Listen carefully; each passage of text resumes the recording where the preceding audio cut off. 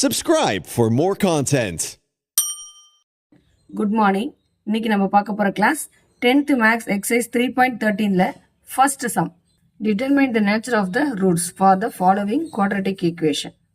இப்போ கொடுத்திருக்க equation 15x squared plus 11x plus 2 equal to 0.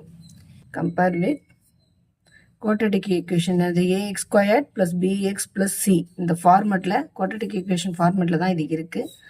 So அப்போ ஏவோட வேல்யூ நம்ம 15 எடுத்துக்கலாம், பியோட வேல்யூ 11 எடுத்துக்கலாம், சியோட வேல்யூ 2 அப்படின்னு எடுத்துக்கிறோம். இதுக்கு நம்ம டிஸ்கிரிபிள் வேல்யூ ஃபைண்ட் பண்ணோம். So formula delta equal to b square minus 4ac. இந்த ஃபார்முலாவை நம்ம யூஸ் பண்ணோம். நம்ம ஃபைண்ட் பண்ணுற வேல்யூ டெல்டா கிரேட்டர் தென் 0 அப்படின்னு வந்துச்சுன்னா இது ரியல் அண்ட் அன்ஈக்குவலாக இருக்கும். டெல்டா லெஸ் தென் 0வா இருந்துச்சுன்னா நாட் ரியல். ஈக்குவல் டு 0வா இருந்தா real and equal.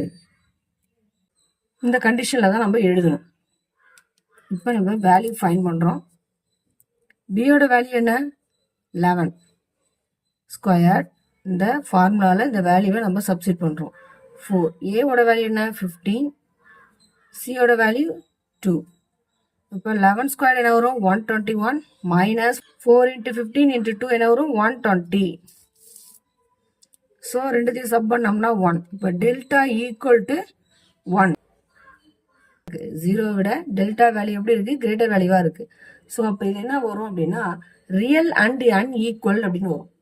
So therefore the roots are real and unequal.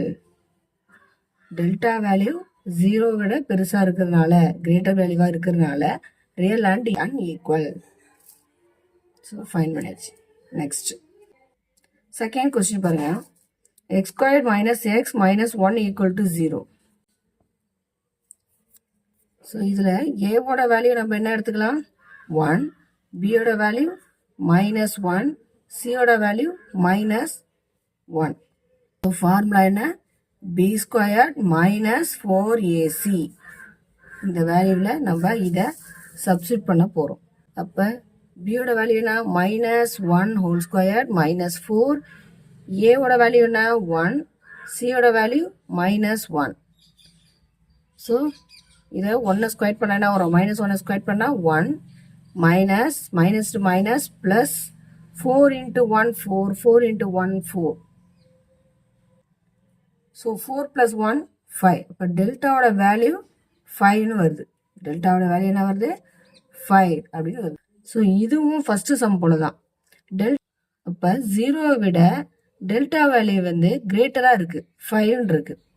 அப்போ இதோட வேல்யூ தான் அதிகம். அப்போ அது வந்து என்ன வரும்? Real and equal. Real and அன்ஈக்குவல்னு எழுதலாம்.